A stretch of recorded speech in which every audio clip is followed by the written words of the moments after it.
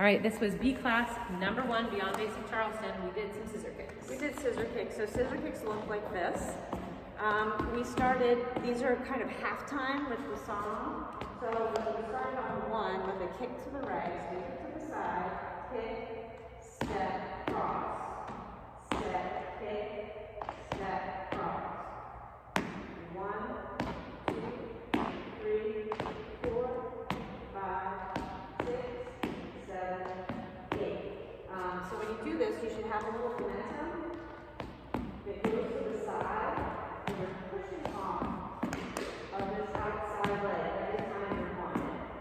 You can use your hands to accentuate the momentum either out like this, or up on a diagonal,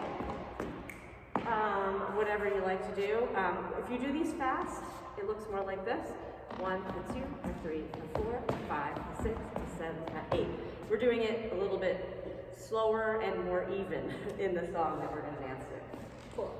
Then we talked about putting together your Charleston, your 8 count with triple steps, and your 6 count with triple steps, and trying to lead and follow between those basics. So we made it really pretty fundamental. Maybe we'll just face the camera so you'll be able to hear us talk a little better.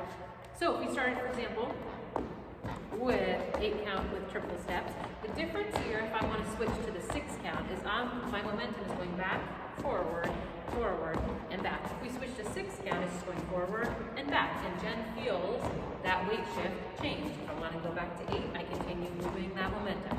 So the key leads, if you want to lead this well, is not only to have a solid connection with your follow, but also making sure that you move your whole body and step with your body weight on those forward steps, for example, with the 8 count, so that your partner can feel that transition. Then we talked about transitioning from anything with triple steps to something with kick steps like Charleston, and that's just really a rhythm change in your body. So if we start with triple step, and I want to transition to Charleston, Jen's going to feel that pulse change in my body to Charleston and back to triple step, same thing. We talked about how it's no big deal, follow, if you don't pick up on that transition right away. If you're a couple beats late, it doesn't matter. You'll pick it up in a little bit. And as you practice more and more, that transition will be faster. Then we did a new Charleston thing tonight. We practiced this idea of taking through. So first with this, we talked about making sure we have nice open frame. So remember, we're talking about frame, not an iron pipe, not a spaghetti noodle, something in between, but something that your partner can connect with.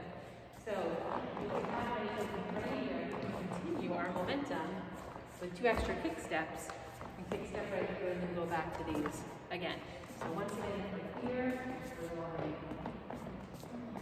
here, we're continuing through kick step, and I catch Jen there.